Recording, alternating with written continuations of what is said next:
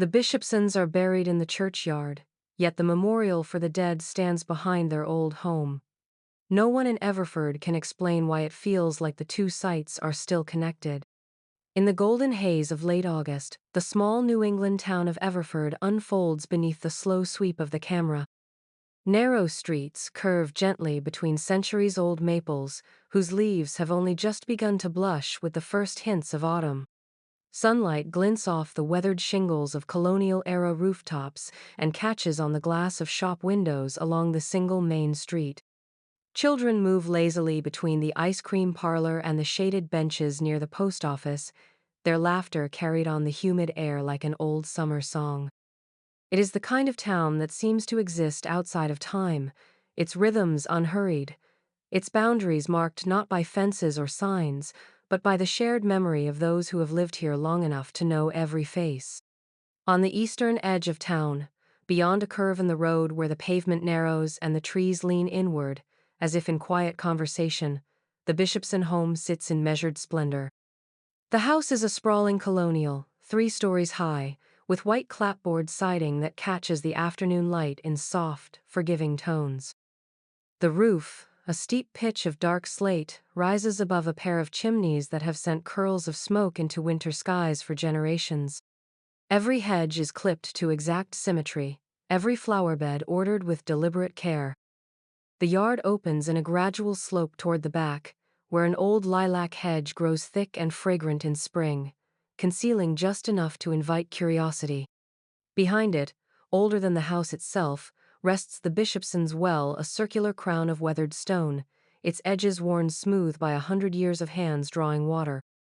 To the people of Everford, the Bishopsons are not merely residents but landmarks in themselves. Harold and Miriam Bishopson's names are woven through the fabric of the town like threads in a familiar quilt.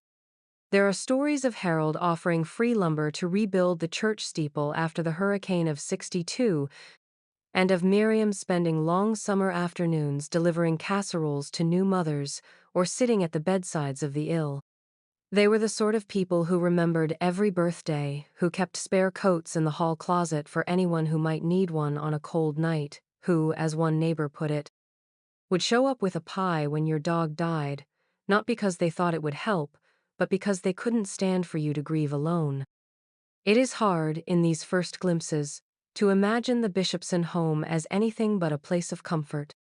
From above, the drone shot tilts and lingers, capturing the way sunlight pools in the open spaces between the trees, the way the stone of the well seems to shimmer faintly under the heat.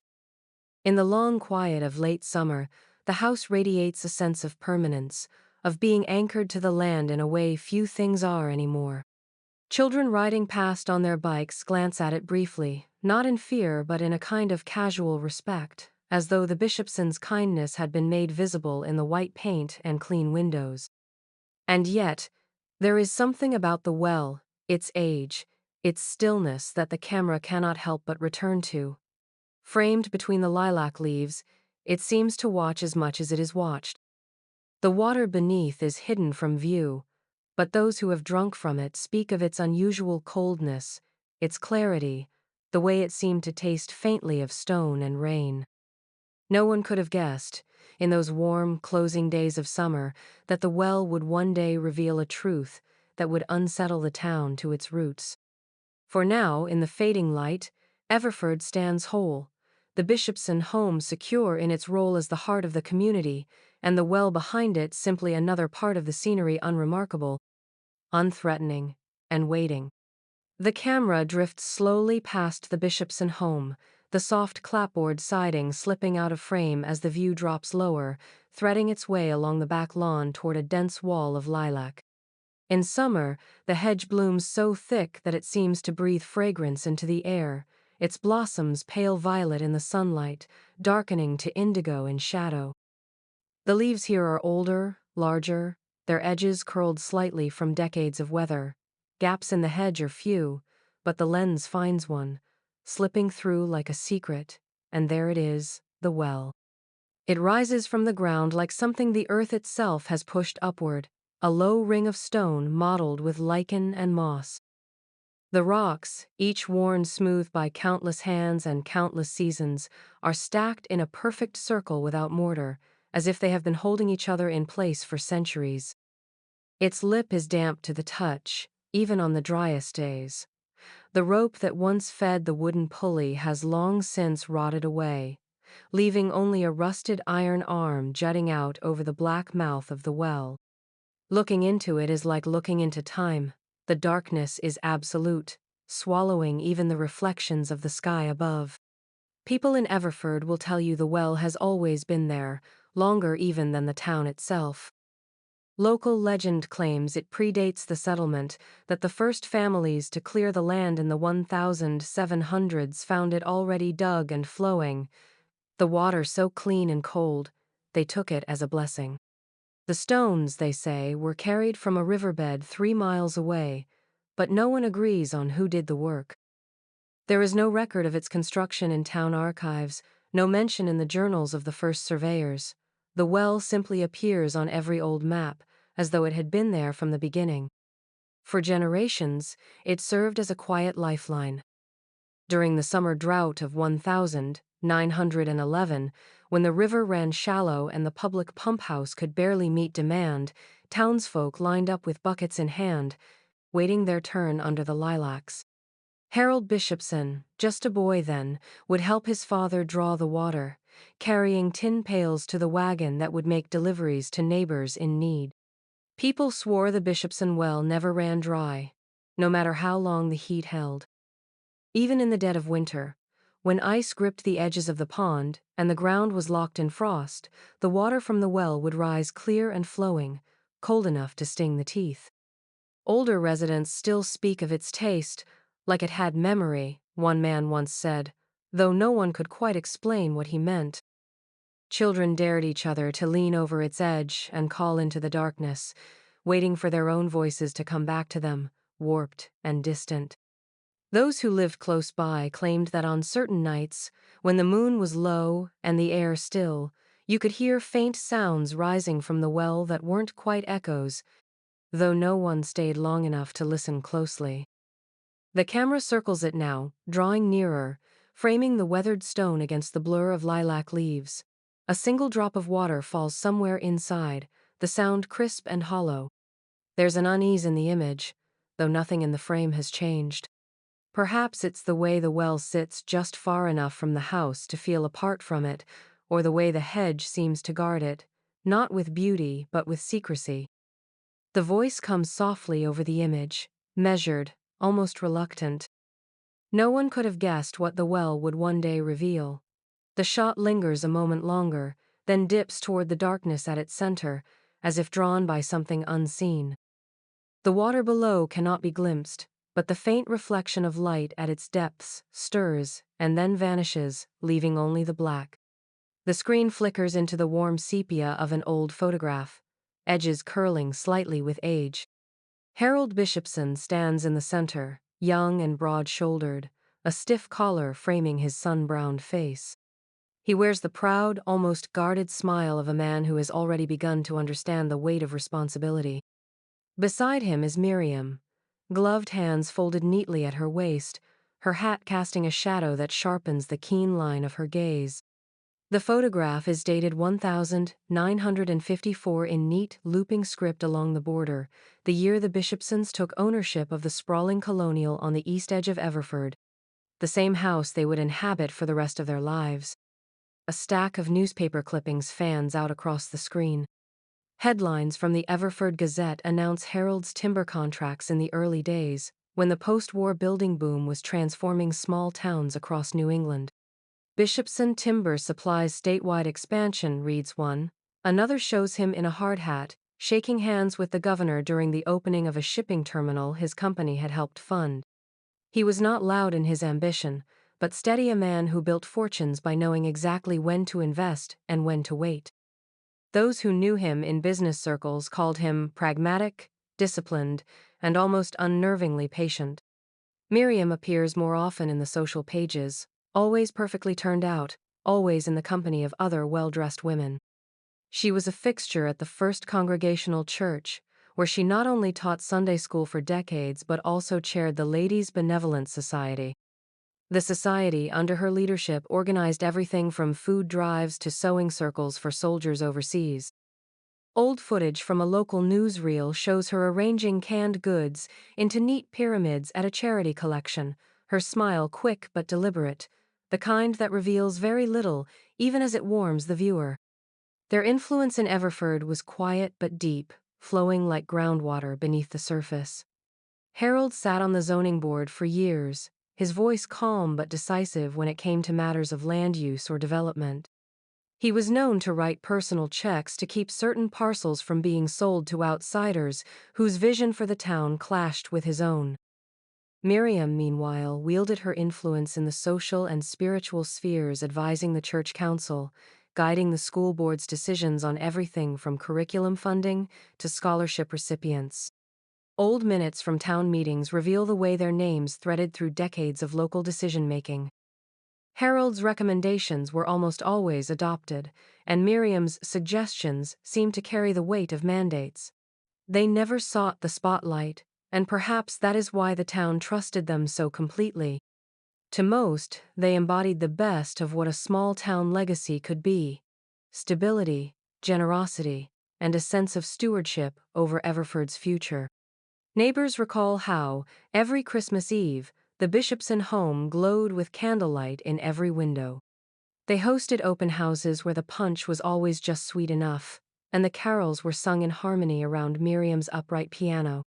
They gave without ceremony a new roof for the library, new uniforms for the high school marching band, anonymous donations to cover hospital bills. The gestures were never advertised, but word had a way of getting around in a place like Everford. As the archival montage continues, the voiceover reflects on their reach. The Bishopsons understood that real influence was rarely about public acclaim. It was about being in the room when decisions were made, and they were always in the room. The last photograph lingers. Harold and Miriam on their front porch in the late 1970s, the lilac hedge just visible over Harold's shoulder, and beyond it, the faint outline of the old stone well. In that image, the past and future of Everford seem to fold together, and the couple's place in the town's story feels as permanent as the house itself. No one then could have imagined that same legacy would one day be shadowed by what lay at the bottom of that well. In the soft grain of old VHS footage, the Bishopson home looks almost impossibly inviting. The camera, held in the unsteady hands of a neighbor, pans slowly across the wide front porch, where wicker chairs sit in pairs, angled toward each other as though in perpetual conversation.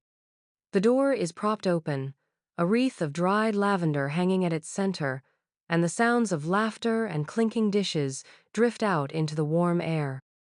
It is a Sunday afternoon in the early 1980s, and the Bishopsons are hosting one of their famous potlucks, the kind of gathering that could draw half the town without so much as a printed invitation.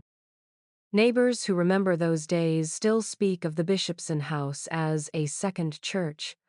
The gatherings were never stiff affairs. Long tables, draped in floral cloths, were set up beneath the shade of the old maple trees, their surfaces crowded with casseroles, pies, and steaming trays of food. People moved easily between the yard and the house, carrying plates and refilling glasses of sweet tea, pausing to greet newcomers with the same warmth reserved for family.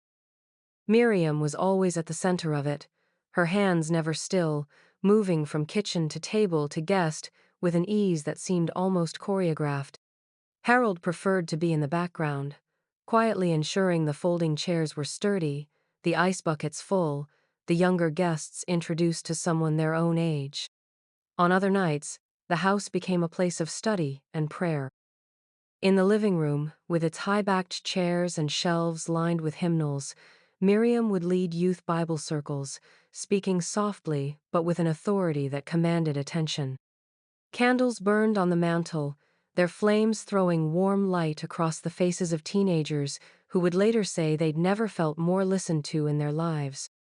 In the parlor, the Ladies' Benevolent Society held planning meetings, their discussions flowing between scripture and soup kitchens, charity auctions and hospital visits. the Bishopsons never seemed to guard their privacy the way most people did. There was no sense of boundaries in the modern sense. If you knocked on their door, you were invited in before you could even finish explaining why you'd come. People brought their troubles here: broken appliances, marital woes, questions about how to pay for college, and somehow always left with the feeling that they'd been heard, if not helped outright. In the yard, captured in those old tapes, children play tag around the lilac hedge, their shouts carrying over the low hum of conversation from the adults. Every so often, one darts too close to the well, only to be gently called back by a parent or by Harold himself, who would walk over with a smile and steer them toward the games on the lawn. To most, the well was simply part of the scenery, another piece of the Bishopsons' long history on this land. The voiceover notes how the house became more than a home. It was a hub, a refuge, a constant in a world that seemed to change faster with each passing year. People married here, mourned here, made decisions about the town's future over coffee at Miriam's kitchen table. To be invited to a Bishopson gathering was not just a social courtesy, it was an inclusion into the quiet inner circle that shaped much of Everford's life. Watching the footage now, it is easy to understand why the Bishopsons were so deeply trusted. The laughter, the warmth, the sense of belonging, all of it was real, at least in the eyes of those who experienced it. Yet there, just past the edge of the lilacs, the old well waits, its dark mouth invisible from the camera's frame, but never far from the center of the property. In those days, it was only a backdrop to the Bishopsons' generosity, a silent witness to the life that pulsed around it. No one could have imagined it would one day become the focus of a story that would shake the town's faith in everything it thought it knew. In Everford, the Bishopson well was more than a source of water. It was a quiet piece of the town's folklore. People spoke of it in the same tone they used for family recipes or old remedies, not quite scientific, but too consistent to dismiss. Its water, they said, had a quality you couldn't find anywhere else. Bread baked with it stayed soft for days without molding. Flowers placed in it didn't wilt so quickly, their petals holding color long after they should have faded. Gardeners claimed vegetables watered from it grew straighter, stronger, more vibrant in hue. A few swore their headaches or joint pains eased after drinking it regularly, though no doctor had ever confirmed such things. On summer afternoons, children would come running from down the road, a tin cup in hand, to find Harold or Miriam in the yard. They would lower the bucket with its groaning rope, draw it back up brimming, and pour the cold water into waiting hands. It had a taste unlike the metallic tang of the public pump or the faint earthiness of well water from other homes. It was clean in a way that seemed impossible, sharper than rainwater, yet smooth on the tongue. An elderly man named Walter Dixon, who had lived 2 houses down for most of his life, once summed it up simply: "We never asked where it came from. We just trusted it." For decades, that trust was unshaken. Families would come to fill jugs during droughts, travelers would accept it without question at church picnics, and no one thought to wonder how the well never ran dry. It was part of the Bishopsons' reputation, their generosity matched by the well's bounty. People said the two were tied somehow, as if the water flowed because Harold and Miriam willed it to. And yet, when you listen closely to the older stories, there are threads that don't quite match the tidy pattern. Quiet recollections of strange happenings that were never discussed in public. A young woman, healthy and strong, who fell ill days after taking a jug from the Bishopsons' well during the drought of '58, her fever lingering for weeks without diagnosis. A boy of 12 who vanished on his walk home from school in 1969. Last seen carrying a pail of water for his mother, a kindness Harold himself had offered when the boy passed the house that afternoon. A pair of farmhands in the early 1970s who came into town for supplies, drank from the well, and were found days later wandering along the riverbank with no memory of how they'd gotten there. These stories were never part of the official record. They lived in the margins of memory, spoken only in hushed voices on porches at night, or not at all. The Bishopsons' standing in Everford was such that to question them felt like doubting the town itself. If someone suggested a connection between the water and an unexplained event, it was brushed aside with a polite shake of the head. Coincidence, people said. Bad luck. Things happen. The camera now lingers on the well as it stands in the present day, its stones darkened by years of damp, the lilac hedge swaying in the breeze behind it. From here, the stories sound like nothing more than superstition fragments of gossip from a time when people filled in the gaps in their knowledge with whatever made sense to them. But the voiceover allows the unease to settle in. Perhaps the town's trust in the Bishopson well was a kind of blindness, a willingness to accept its gifts without asking the cost. Because some of those who drank from it never lived to tell the tale, and others were never seen again at all. By the turn of the millennium, the Bishopsons were already in their late 70s, and at first, the town assumed their gradual retreat from public life was nothing more than age catching up with them. Harold still walked to the post office on Tuesdays, tipping his hat to those he passed, and Miriam was seen now and then at the market, her basket filled with fresh bread and flowers from the stall near the door. But there was a subtle change in their rhythm, something harder to name. Sundays passed without their familiar pew filled at First Congregational, and the charity luncheons Miriam had once organized with near military precision became infrequent, then stopped altogether. It was small things at first, curtains that had always been tied back to let in the morning sun now drawn by mid-afternoon, the upstairs windows closed even in warm weather, the porch furniture collecting dust between seasons. Friends and neighbors noticed, but in Everford, people rarely pried. There was a courtesy to distance, a belief that if something needed to be known, it would be shared. And so their absence from the weekly bulletin was met with polite nods, quiet speculation, and the unspoken hope that they were simply enjoying their privacy after a lifetime of service. But the change was not only in their presence. In the early spring of 2003, the old stone well behind the lilac hedge was fitted with a new, heavy wooden lid. Harold built it himself from thick planks of oak, reinforced with iron straps, the sort of thing that would take more than idle curiosity to lift. A padlock, dark with fresh oil, snapped shut on the latch. For a town that had known the well as an open gift for generations, it was a jarring sight. When asked, Harold offered simple explanations. Maintenance, he said. Contamination risk. He mentioned raccoons and falling leaves, that too many things found their way into the water that didn't belong there. Some accepted this without question. Others privately wondered why, in more than 100 years, the well had never needed such guarding before. Still, no one pressed. The Bishopsons had earned the town's trust many times over, and if they deemed the well better closed, that was reason enough for most.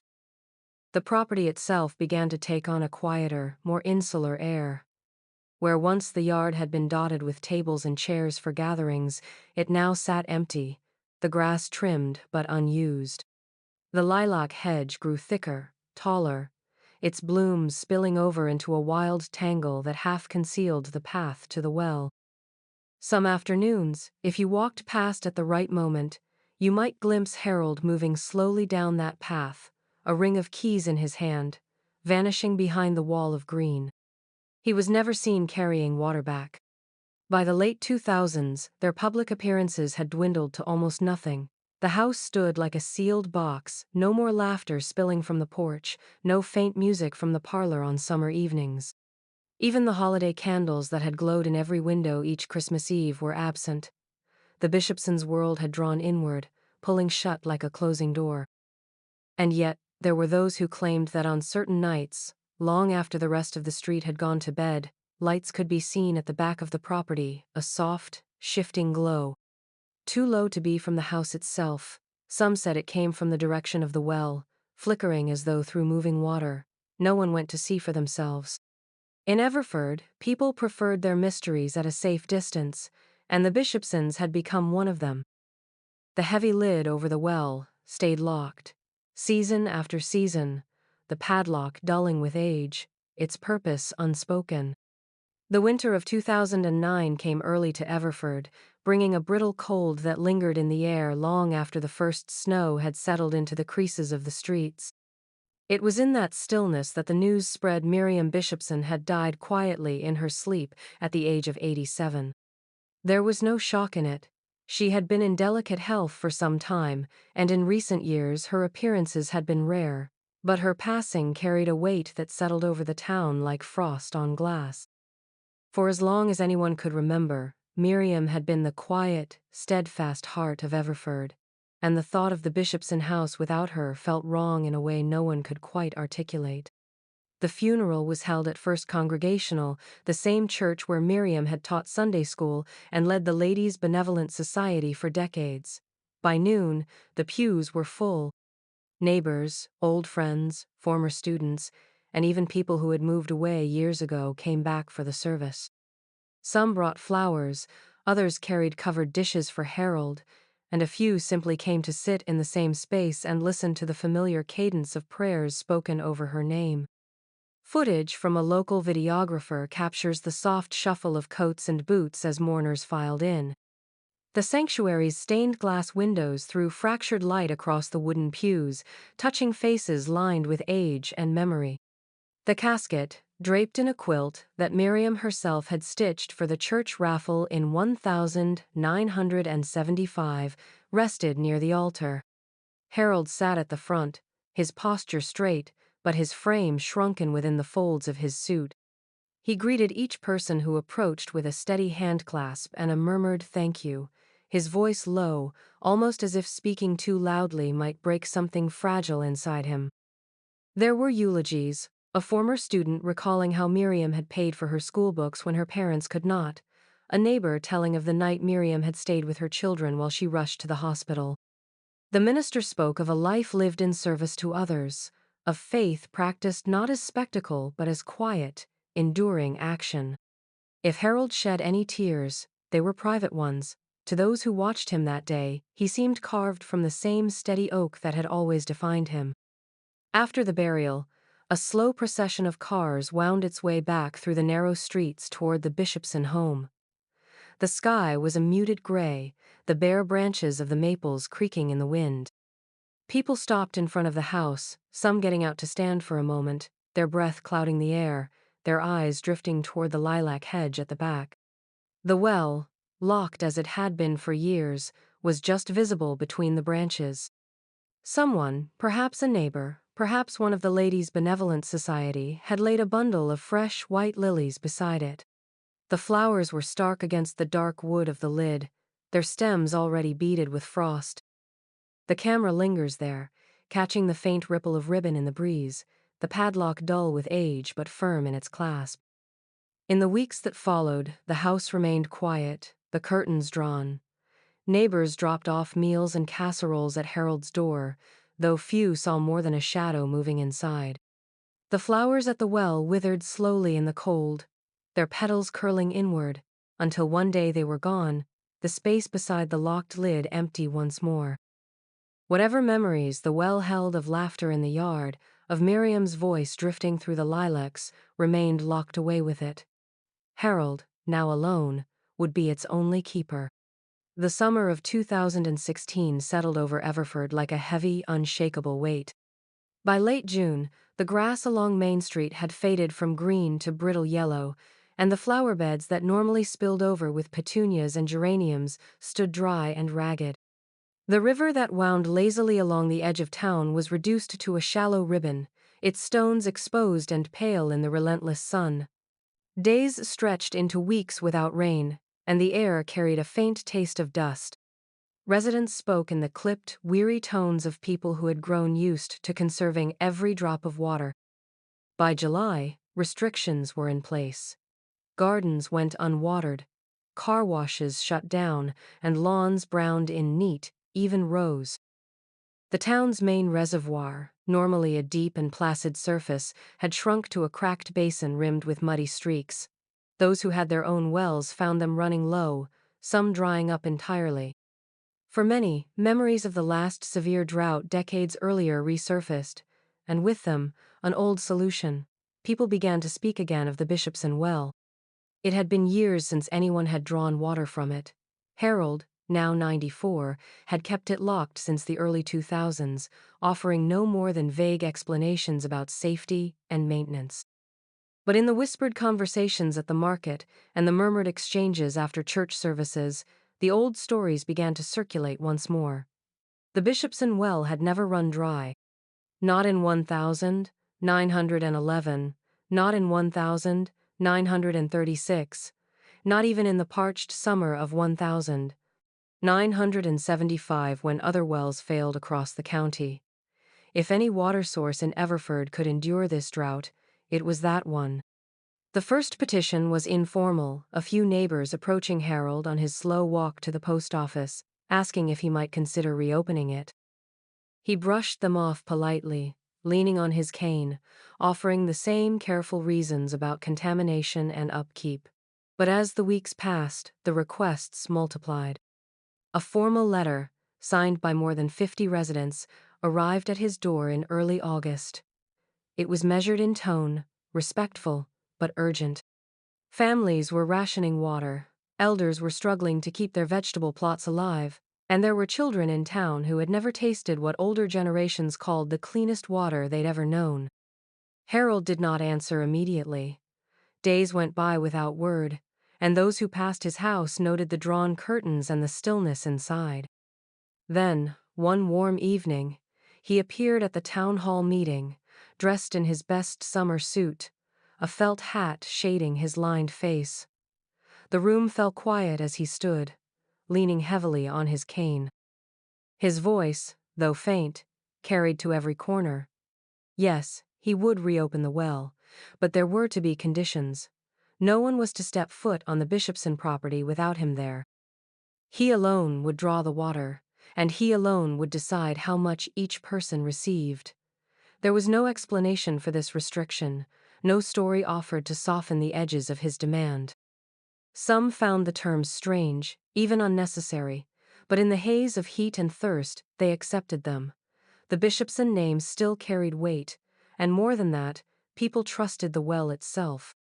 That week, the heavy wooden lid was unlocked for the first time in 13 years.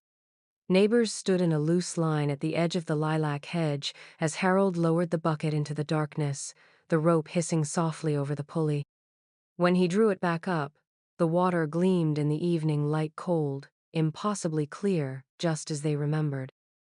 Few noticed, in the relief of that first drink, the way Harold's eyes lingered on the well before replacing the lid, or the quiet, almost imperceptible sigh he gave as he locked it again. For all the town's gratitude, there was something guarded in the gesture, as if the water was not the only thing he was controlling.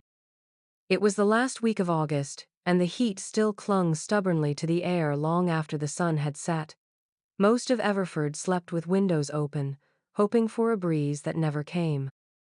On Birch Hollow Road, where the Bishopson house sat behind its overgrown lilac hedge, the night was unusually still, the kind of quiet that made even the faintest sound carry. At around 2 in the morning, Margaret Holloway, who lived across the street, was woken by the low, rumbling growl of an engine.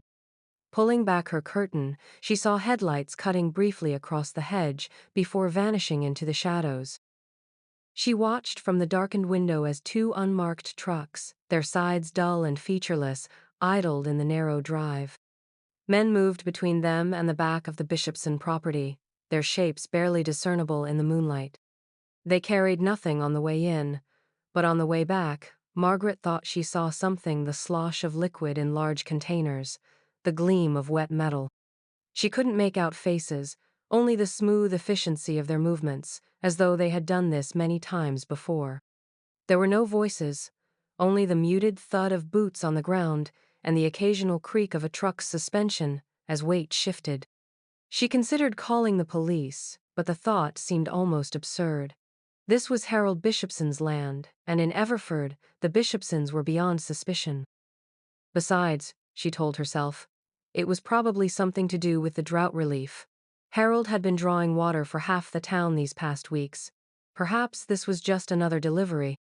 Still, she lingered at the window, watching until the trucks pulled away, their taillights swallowed by the curve of the road. By morning, the air felt different. It was not cooler, but there was a hollow quality to the yard behind the Bishopson house, as though something essential had been taken from it. Word spread quickly. The well was dry. People who had come early, hoping to fill their jugs before the heat set in, stood staring into the stone circle in disbelief. The bucket clattered against the sides as it descended, the sound echoing far longer than it ever had before. When it returned, it carried nothing but a faint sheen of moisture that ran in thin rivulets down the inside, dripping onto the stones below. The rope, damp from recent use, left dark streaks on Harold's hands the last time anyone had seen him at it, but now there was no Harold. The house was locked, curtains drawn tight. Knocks at the door went unanswered. A neighbor tried the back porch, calling his name, but there was only silence. The flower beds Miriam had once tended were withered and brittle, the soil cracked. The padlock that Harold had kept on the well for years lay discarded on the grass, the shackles snapped clean through. That day, the Bishopson property became a place of speculation. Some swore they had seen lights moving among the trees in the early hours. Others claimed they'd heard the grind of a pump, the rush of water being pulled in great volumes. By evening, the lilac hedge cast long shadows across the empty yard, and the well sat exposed under the bare sky, its mouth dark and slick, stones glistening with a dampness that seemed to fade with each passing hour. Harold Bishopson did not return that night, nor the night after.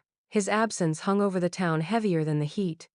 In a place where people were used to things enduring the maples, the church bells, the steady presence of its oldest residents, the disappearance of both a man and the water that had sustained Everford for generations, felt like a shift in the ground itself. Whatever had happened in the dark hours between night and morning, it had left the well hollow, the property silent, and the town with the uneasy sense that something it had taken for granted was gone forever. The call came just after dawn. By then, Harold Bishopson had been unseen for nearly 2 full days, and the whispers around town had shifted from curiosity to concern.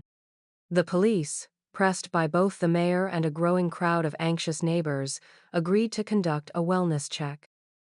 2 patrol cars rolled up Birch Hollow Road, their tires crunching on the gravel shoulder as they stopped before the Bishopson gate. The lilac hedge, once neatly trimmed, had grown thick and wild, its branches curling into each other like fingers meant to keep people out. The front door was locked. An officer knocked 3 times, calling Harold's name, the sound dull against the heavy oak. No answer.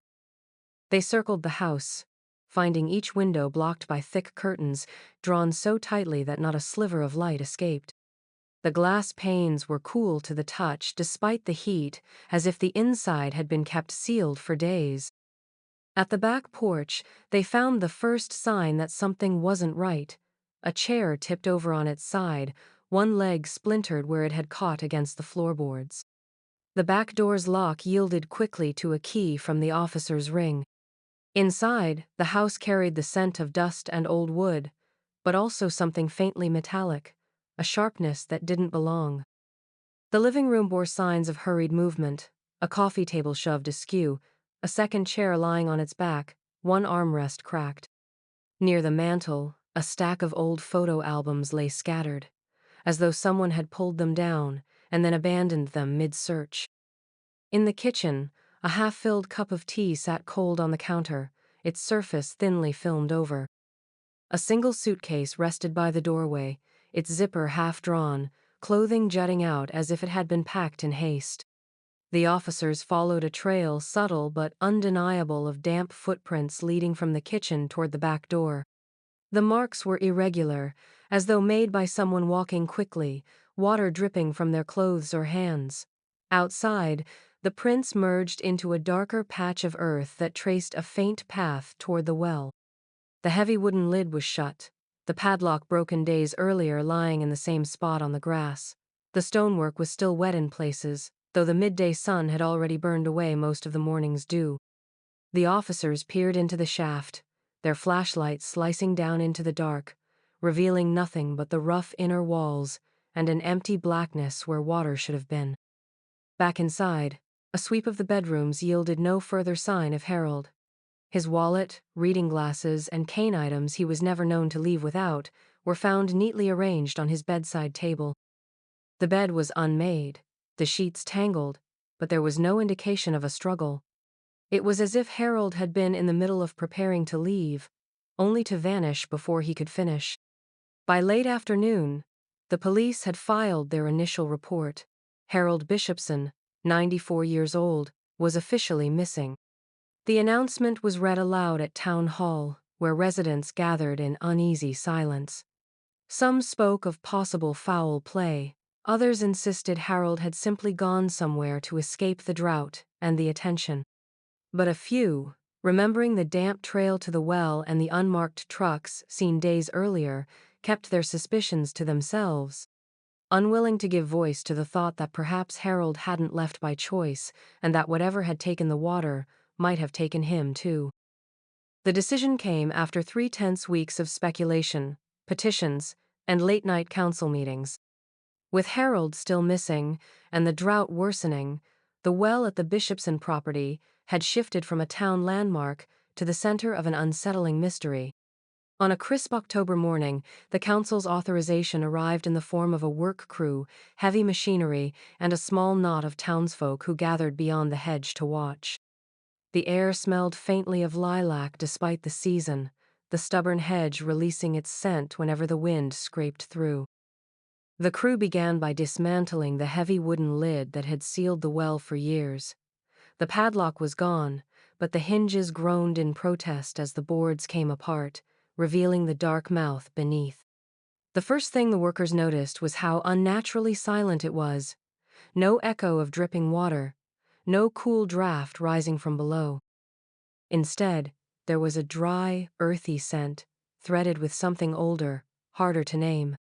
The initial plan was cautious, partial excavation only, just enough to check for a collapse or blockage that might explain the sudden loss of water.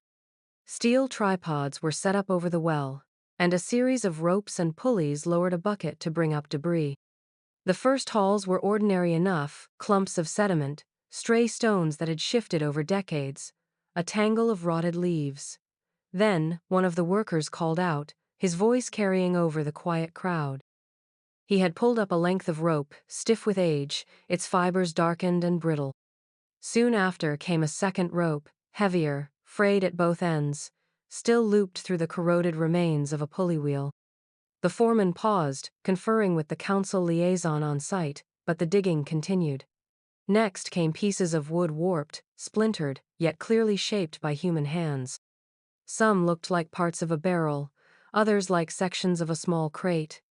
The most startling find was a fragment no longer than a man's forearm, smooth on one side and bearing carved initials, HB. The letters were deep and deliberate, their edges softened by time but unmistakable. A murmur rippled through the onlookers. Harold Bishopson's name had been on everyone's lips for weeks, and now here were his initials, pulled from the darkness below. More fragments followed, enough to suggest there had once been some kind of structure within the shaft, perhaps a platform or support frame, long since collapsed. The wood was waterlogged in places, dry in others, as if the conditions inside the well had changed abruptly. Every piece was laid out on a tarp at the edge of the yard, where curious eyes scanned for more clues. The workers moved slower now, careful, as if each haul might bring up something more than just debris. By mid-afternoon, the foreman called a halt. The light was fading, and the depth they had reached was still far from the bottom. Whatever answers the well held would require more time and, perhaps, a willingness to confront questions the town wasn't ready to face. As the machinery was packed away, the crowd lingered, eyes flicking between the carved initials and the yawning mouth of the well. Somewhere deep beneath those stones lay the truth, and now, for the first time in living memory, Everford had begun to dig for it. The work resumed under a pale morning sun, the kind that made the Bishopson property seem more faded than it truly was. The hedge cast long shadows across the yard, and the well, now stripped of its lid, yawned like an open wound in the earth. The machinery groaned to life, ropes creaked, and the first bucket of the day emerged coated in thick mud. At first, the contents seemed unremarkable. A few stones, tangled roots, a rusted nail, until one of the workers spotted something glass glinting in the muck. It was a small jar, no larger than a fist, sealed tight with a corroded metal lid. Inside, beneath a cloudy film on the glass, was a neat coil of hair the color of chestnut. When rinsed with bottled water, the label became visible, a strip of yellowed paper, the ink still legible after who knew how many years. The name read Eleanor Price, and beneath it, a date, June 14, 1962. The foreman hesitated, glancing at the council representative, but they agreed to keep going. The next haul brought up another jar, then another. Some were caked so heavily in sediment that the glass was barely visible until scrubbed. Each one was sealed, and each bore a label names that sounded like the town's own history, paired with dates that spanned decades. Inside were strange, personal relics. A single tooth, a scrap of faded fabric with careful stitching, a curl of blonde hair tied with red thread. The work slowed as more jars emerged. They came from varying depths, some shallow enough to have been placed in the well recently, others clearly buried in silt for decades. Workers laid them in neat rows on a tarp, the morning sunlight catching the glass and casting tiny glimmers across the mud. The names began to draw murmurs from the gathered townsfolk. They recognized them. A retired shopkeeper stood rigid when she saw her sister's name from 1974. A man in his 50s grew pale at the sight of his childhood friend's date, the summer she had vanished without explanation. No one knew what to make of it. The jars were too deliberate, too carefully labeled to be refuse. The contents were too intimate to be meaningless.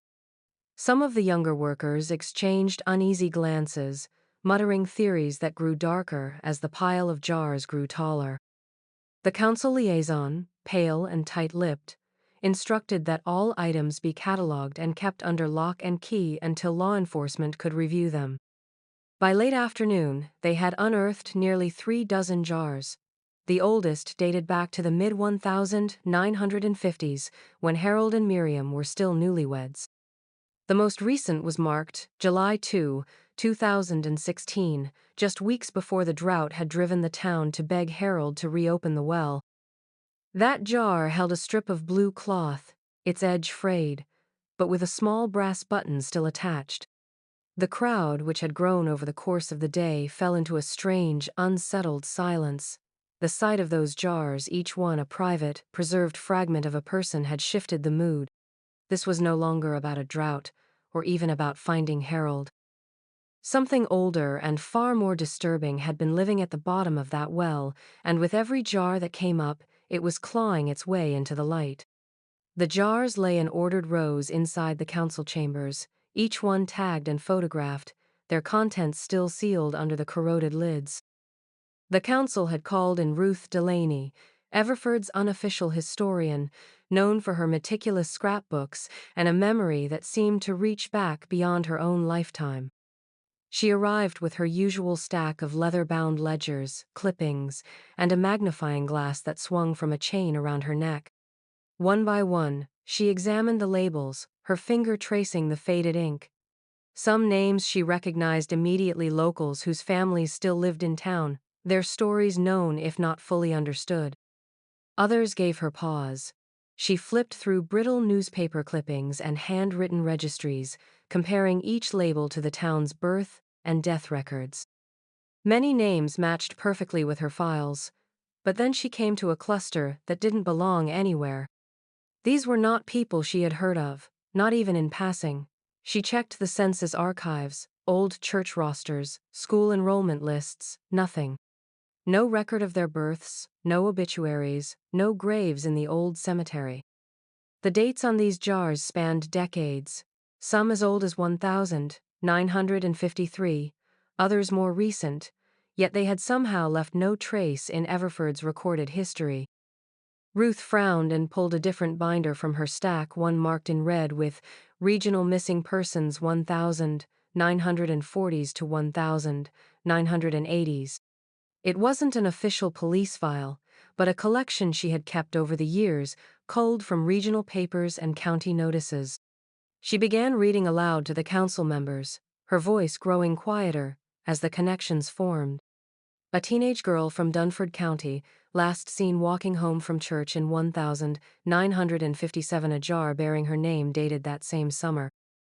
A traveling salesman from Arbordale, gone without a trace in 1964, another jar, same year, containing what looked like a monogrammed handkerchief. The room chilled, the hum of the overhead lights suddenly loud in the silence. Ruth's finger moved down the list, and more matches appeared. Not every unrecognized name corresponded to a missing persons case, but enough did to form a pattern that was impossible to ignore. These were people from outside Everford, scattered across neighboring counties and small towns, all vanishing within a radius that centered disturbingly close to the Bishopson home. The police chief shifted in his chair, arms crossed, but said nothing. The council president glanced at the row of jars on the table, then at the locked display case where the rest were stored, as if worried they might somehow be watching. The revelation carried an unspoken weight that for decades, the well had been holding something more than water, its depths, a quiet archive of lives that had simply disappeared. When Ruth finally closed her ledgers, she didn't offer a theory. She only said, "Some of these people have families who never stopped wondering. Now they'll want to know why their names ended up here." Her words hung in the air, heavy as the damp smell that still clung to the jars, as if the earth itself had exhaled secrets it had no business keeping.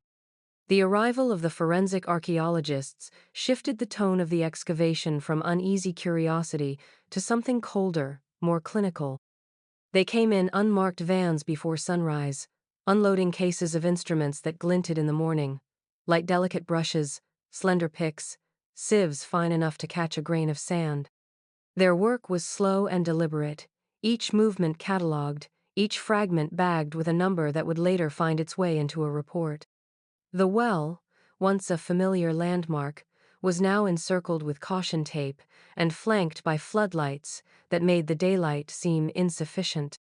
At first, the deeper layers gave up nothing but damp soil and the remnants of an older stone lining. But then a trowel edge scraped against something hard. A quiet was called, and the archaeologist bent closer, sweeping away mud with the precision of a jeweler. A small, pale shape emerged, a fragment of bone, no larger than a thumb joint. It was passed to a waiting gloved hand and dropped into a padded evidence tray. Minutes later, another was found, then another. By the end of the first week, they had recovered enough fragments to begin assembling partial shapes. Some were unmistakably human. A radius, small enough to have belonged to a child. A jawbone with 3 teeth intact, the roots still embedded in compacted soil.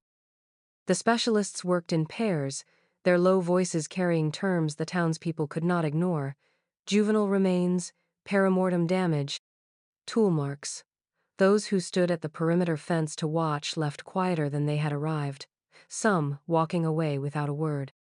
When the first analysis results came back, the details unsettled even the seasoned investigators. Many of the bones bore marks that were not the ragged signs of time or weathering, but precise, almost surgical incisions.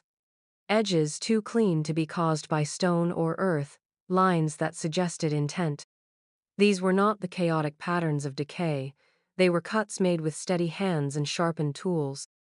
One archaeologist, a woman with years of field experience in war zones, muttered under her breath that she'd never seen anything quite like it in a domestic site. The pattern deepened as they dug further. The lower they went, the older the remains became, and the higher the concentration of children's bones. Some were wrapped in scraps of cloth, so degraded they crumbled at a touch, yet faint stitching was visible, a stitching done with thread finer than anything still sold in town. Each discovery was photographed in place, tagged, and removed under the glare of portable lamps, the air thick with the smell of wet stone and earth. By mid-afternoon on the third week, the archaeologists had reached a depth where the stones of the well wall changed, their arrangement rougher, older. A narrow ledge jutted from one side, and lodged in the gap between stone and soil was a bundle, bound in what looked like waxed fabric. When unwrapped at the site tent, it revealed bones arranged with unnatural symmetry, as though placed with care rather than dropped in haste. The lead archaeologist closed the flap of the tent after that, keeping the work out of sight. From that point forward, the site felt different. Even without knowing the specifics, the people of Everford sensed something had been crossed, a threshold between rumor and fact, between curiosity and dread. The well was no longer a mystery to be solved. It had become a wound, and the earth was not finished bleeding. The discovery came almost by accident. While combing through decades of Harold Bishopson's financial records, an investigator noticed a string of property tax payments to counties far outside Everford.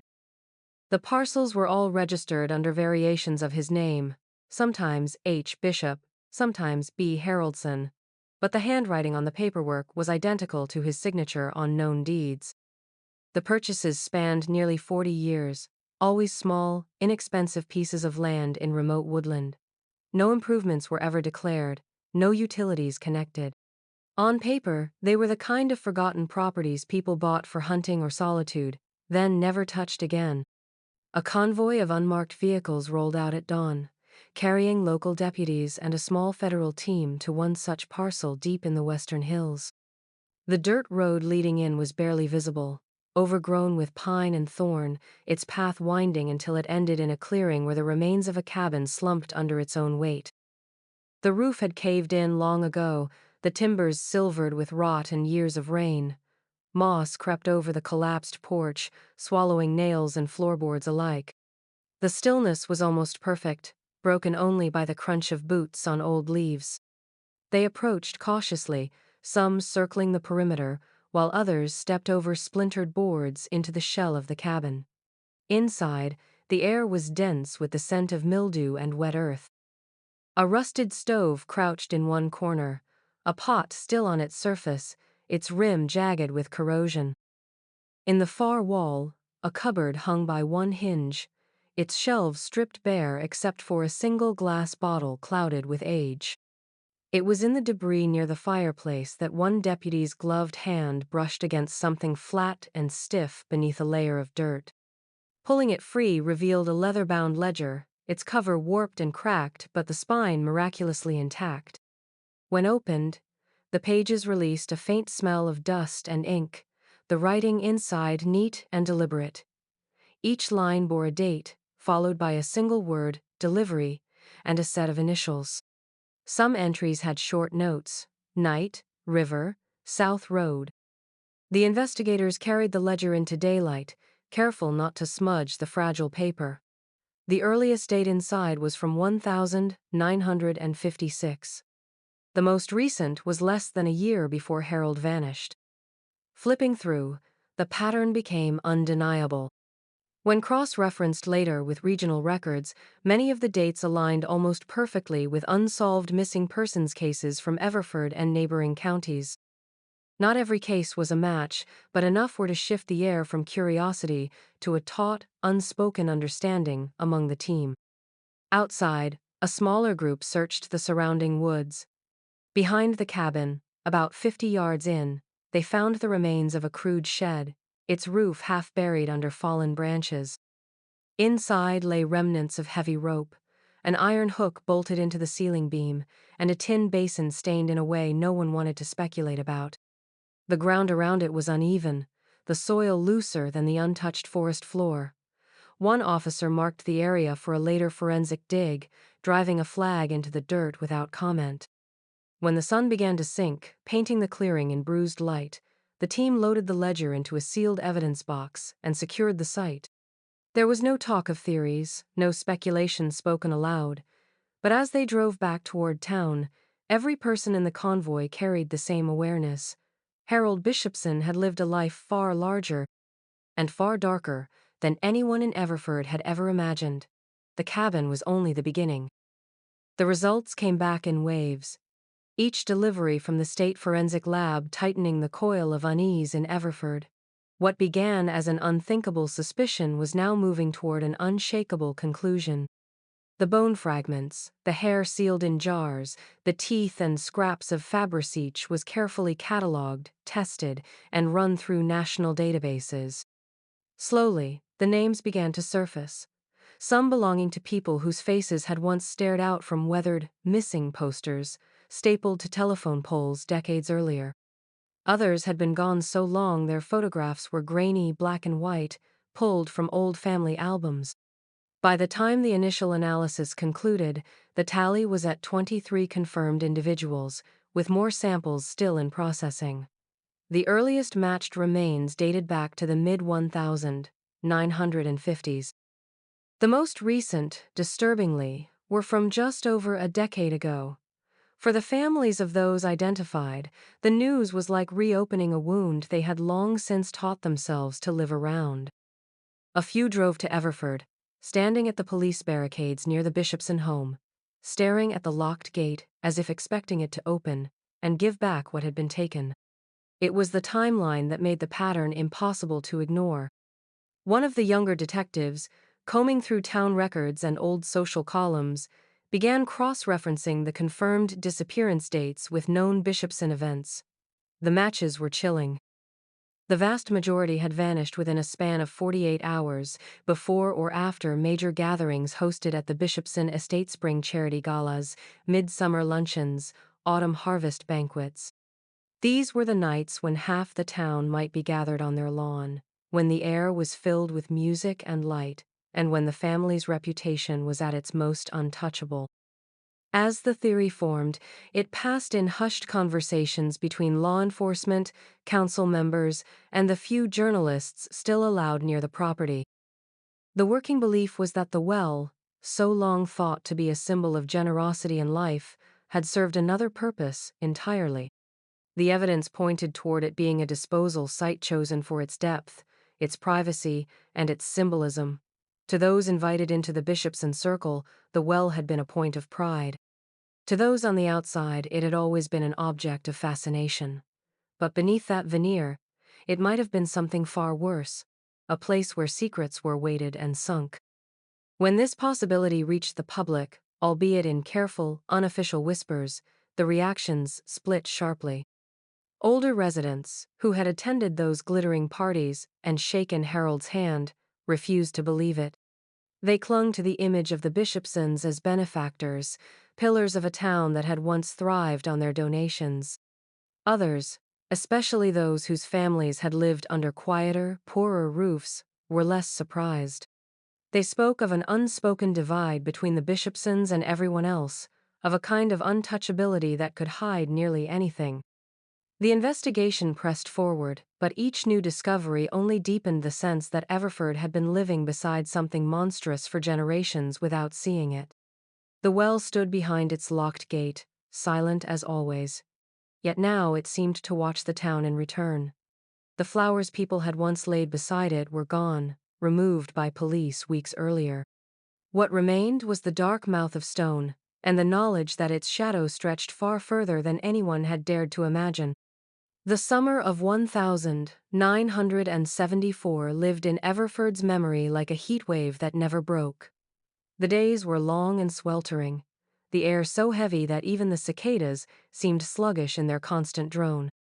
For those who had been young then, it was a season of restless freedom of evenings spent by the riverbank, music on tinny radios, and the feeling that the world was waiting just beyond the horizon. But for a few families, it was also the summer when 3 teenagers vanished without a trace, leaving behind only whispered explanations and an unhealed scar on the town's history. Their names had been Brian Kessler, Lila Thornton, and Daniel Price. All 3 had been in that restless, precarious age between 16 and 18, old enough to test their independence but still anchored by curfews and parental warnings. The Bishopsons' midsummer cookout that year had been one of the largest anyone could remember, a sprawling affair on the back lawn, with whole hogs roasting on spits, lanterns strung in the trees, and music drifting from a hired band. Nearly everyone in town had attended, and among the crowd were Brian, Lila, and Daniel, laughing with friends, sipping illicit beers someone's older cousin had smuggled in, and moving between clusters of people under the warm glow of the evening. No one saw them leave together, but by the next morning, all three were gone. Their families searched frantically, canvassing the woods, calling friends, even hitching rides to the nearest bus station. Within days, the sheriff at the time had delivered the official line. The three had run away to the city, likely to Chicago or St. Louis, chasing music, jobs, and a life beyond small-town limits. There had been rumors of trouble at home, of romance tangled between them, of secret plans overheard in the weeks before. For some, this was explanation enough. For others, it was an insult, a neat conclusion to close the matter without further questions. As the years passed, the story faded into the category of local legend, the sort of half-remembered cautionary tale told by parents to their own teenagers. The families, though, never fully believed it. They left the porch lights on for longer than they needed to, kept their children's rooms as they were, and every so often looked at unfamiliar faces in passing cars with a flicker of impossible hope. When the excavation of the Bishopson well began in 2016, few connected it to that old summer. It was only when workers, clearing out a section near the base of the stone lining, found a buried layer sealed beneath 2 feet of carefully fitted rock that the connection became unavoidable. Beneath that layer, wedged in damp soil and silt, were 3 objects: a silver bracelet engraved LT, a denim jacket with a faded concert patch on the sleeve, and a keychain shaped like a guitar pick, the initials BK scratched into its surface. Each item was water, darkened, aged by decades underground, but they were unmistakable. When the photographs reached the families, now gray-haired and slow-moving, the grief was fresh again, sharper than any rumor had ever been. These were not the possessions of children who had run away. They were relics of lives cut short, hidden away where no one was meant to find them. In that moment, the summer of 1974 was no longer a mystery or a romanticized escape. It was something darker, and its shadow stretched from the Bishopsons' bright lawn all the way to the bottom of the well. In the months leading up to the night the well ran dry, Harold Bishopson's financial activity took on a strange and deliberate rhythm.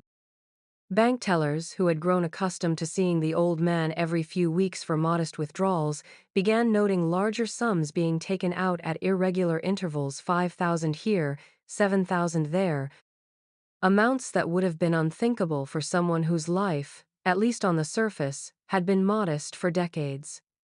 The withdrawals were always in cash, and Harold never offered a reason. When a young teller once joked that he must be planning a grand vacation, he only smiled faintly and said, "Something like that." The pattern suggested preparation, not the kind made for a weekend away, but the kind that marks the dismantling of a life. Bills that had been paid automatically for years were suddenly settled in full months ahead of schedule. Insurance policies were quietly canceled. Even the property taxes on the Bishopson home, paid without fail for nearly a century by the family, were left outstanding. It wasn't until investigators pieced together a timeline from various security cameras that another thread emerged. A man bearing a striking resemblance to Harold appeared in grainy footage from a ferry terminal nearly 200 miles away on the coast. The date matched one of the days he'd made a significant withdrawal. In the video, he wore a fisherman's cap pulled low and a heavy canvas jacket, odd for the warm weather that week.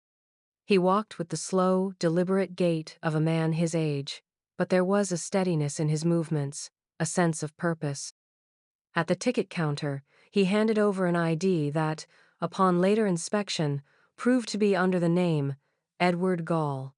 The photograph on the card was a younger Harold, the lines of his face softened by time, but unmistakably him. The ticket purchased was one way, bound for a small island community known less for tourism than for its quiet isolation. When investigators visited the ferry office, the clerk remembered him vaguely, an older man with a kind face, polite but distant, who spoke as if every word had been measured before leaving his lips.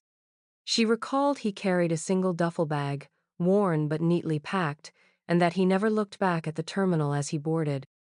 No record exists of him disembarking, but the manifest confirms he was aboard. On the island, inquiries turned up little. Locals were wary of strangers asking questions, and none would admit to having seen him. Whether this was the truth, or a courtesy extended to someone who wished not to be found, no one could say. Back in Everford, the timeline between his ferry departure and the night of the unmarked trucks grew murkier. Some believed he had staged his disappearance, orchestrating the emptying of the well from a distance. Others suggested he had simply fled, abandoning the place where so many secrets and so much guilt had been buried. What remained certain was that Harold Bishopson, once as rooted to Everford as the old stone well itself, had slipped away in the final years of his life, leaving behind a trail of deliberate absences. Whether those last steps were toward freedom or exile, no one could agree, and the waterless mouth of the well seemed to hold the answer he had taken with him. By late autumn, the excavation had become both a scientific endeavor and a spectacle. Fences surrounded the Bishopson property, and tarps hung over the gaping mouth of the well to keep away the curious and the vultures of the press. For weeks, the sound of shovels scraping stone and the low hum of generators had been constant, until the day the lead archaeologist emerged with a grim expression and ordered everything to stop.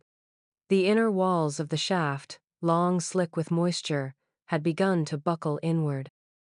Too much more digging, she explained, and the whole structure might collapse, burying whatever remained beneath tons of stone and earth. By then, the official count had already climbed higher than anyone dared to imagine. The remains of at least 57 individuals recovered from the well. They were not found in neat layers or arranged in a way that spoke of ceremony. They were jumbled together, separated by years and perhaps decades, their bones fractured, many bearing marks that told of violence long past. Forensic teams worked in silence, cataloging what they could, assigning numbers where names had yet to be found. The scale of the discovery rippled through Everford like a sickness. News vans parked along the edges of Main Street. Reporters approached anyone willing to talk, eager for quotes about the house at the end of Hill Road and the cursed well. But the conversations inside the town were less sensational.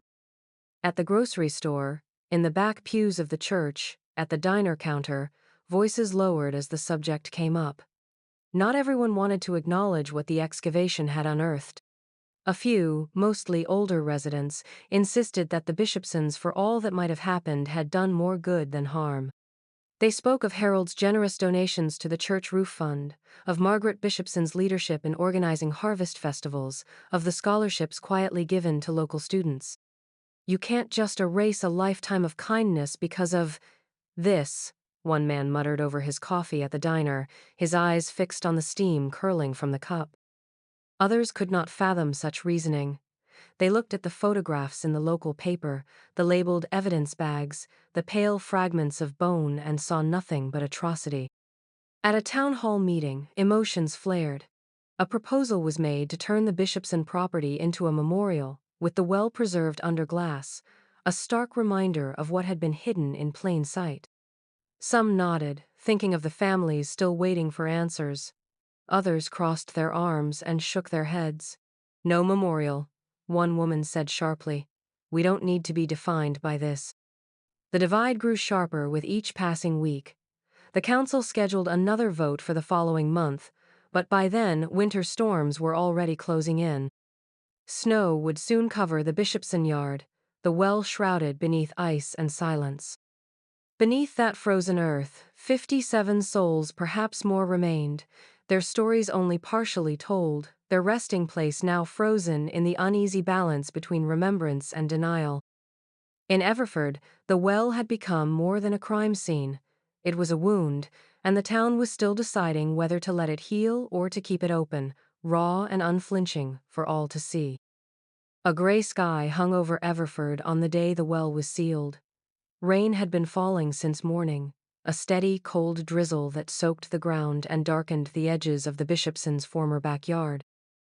The excavation equipment was long gone, replaced now by work crews in heavy gloves, maneuvering sheets of thick steel into place. The shaft that had swallowed decades of secrets was being capped, its jagged mouth hidden beneath a clean, unyielding surface. Welders crouched close, sparks leaping in bursts of light before vanishing into the wet air. The sound was sharp, unnatural, nothing like the whispering wind or the gentle patter of rain. The court order was explicit. The well was to remain sealed indefinitely. No further excavation, no amateur probing, no late-night dares from teenagers looking to frighten each other. The steel was reinforced, locked in place with bolts and welds, its surface etched with a small plaque stating only the date of closure and the order's jurisdiction. It was an ending, at least in legal terms, but to those who watched from the property's edge, it felt like an uneasy pause, as though the earth beneath that cap still breathed. In the weeks since the final tally of the dead had been released, the backyard had been transformed into something that sat awkwardly between memorial and scar. A narrow path wound from the sidewalk to a low stone wall encircling the site. Within that ring stood a simple marker, polished granite, unadorned except for the words, "In memory of those lost," no names, no dates. No list of the 57 or more who had been pulled from the dark. Some said it was out of respect for the unidentified. Others whispered that it was the council's way of softening the truth, making the site easier to stomach for those who still clung to the Bishopsons' legacy of civic generosity. Visitors came in small numbers. A woman in a black coat stood with her hands deep in her pockets, staring at the steel cap until her shoulders began to shake. A father lifted his young son to see over the wall, speaking quietly, though his words were carried off by the wind. Flowers appeared some mornings, a handful of wild daisies, a single rose, though no one saw who placed them there. The rain, steady and patient, washed over them all the same, petals loosening, stems bending until they lay flat against the cold stone. And then there was the seepage. The workers had done their best to seal the well, but the ground itself was stubborn. Every time the rains came, small rivulets ran from the lawn toward the steel plate, tracing the path of the buried shaft. Water gathered along the seams, beating and slipping downward, until fine threads of moisture seeped through the stones beneath the cap. It was not enough to pool, but enough to darken the earth in faint, branching lines, like veins spreading from a hidden heart. People noticed. Some said it was nothing more than poor drainage, the result of old soil and shifting ground, but others felt it was different, that the well still had a presence, still wanted to speak. On damp evenings, when the clouds hung low and the streets glistened under lamplight, those who walked past swore the air grew heavier as they neared the yard. A stillness settled there, thick and watchful, as if the ground was holding its breath. The voiceover came later, in the documentary that drew more outsiders to Everford than the town had ever wanted. Archival images of the Bishopsons smiling at harvest festivals gave way to lingering shots of the sealed well, rain sliding down the steel, the plaque gleaming faintly in the gloom. The town loved the Bishopsons, the narrator said, his voice low and steady, until the well behind their home was emptied. Now, every time it rains, the water seeps through the stones, as if the earth itself remembers. And for those who had stood in that backyard, watching the rain trace invisible paths toward what lay below, it was impossible to believe otherwise.